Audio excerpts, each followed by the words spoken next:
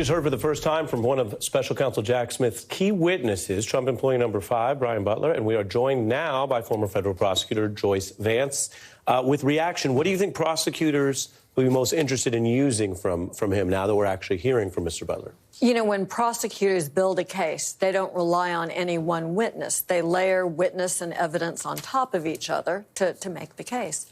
This is a fact witness to obstruction of justice.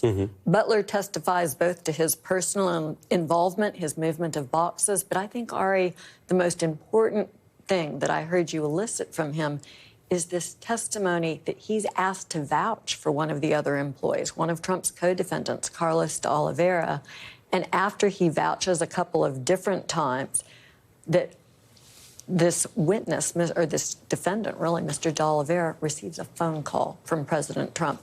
I mean, this is sort of mob-level loyalty behavior, and I think it'll be telling in front of a jury. And that idea of, oh, hey, we know we messed up, now we're trying to cover it up. Is that more important from Jack Smith's perspective because you can get the obstruction charge, which is this new crime, which obviously he didn't want to be on the hook for, or that it goes to the original criminal intent? That for a president who says, hey, I used to be able to handle this stuff, right? I used to be able to drop nukes.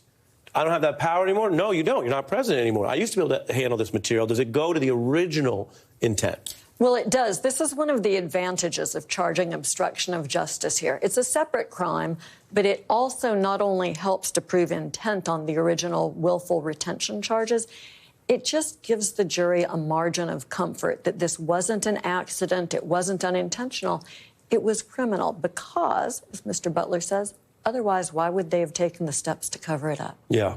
What did you think of his demeanor as a potential witness? You know, that everyone goes through things, but prosecutors have to assess what a jury will relate to. So, look, as a prosecutor, you get nervous anytime one of your witnesses is out in public talking on the media about You don't think Jack Smith liked this interview? I gotta believe that Mr. Smith isn't super happy with his witness. And here's the reason. It's not that prosecutors are trying to play hide the ball.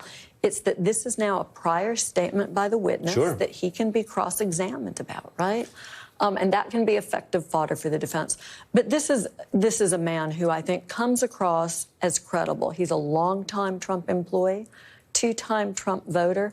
And he says, I became uncomfortable, and here's the facts. Here's what I observed, because he did not want to be caught up in criminal activity. Yeah, and as you said, that's an extra point, not legal, but again, might go to a Florida jury. But he's a 16 MAGA voter. He's a 20 MAGA voter. The only thing he's not, after what he's been through, is he's not a 24 MAGA voter. Joyce, thank you so much. I appreciate having you.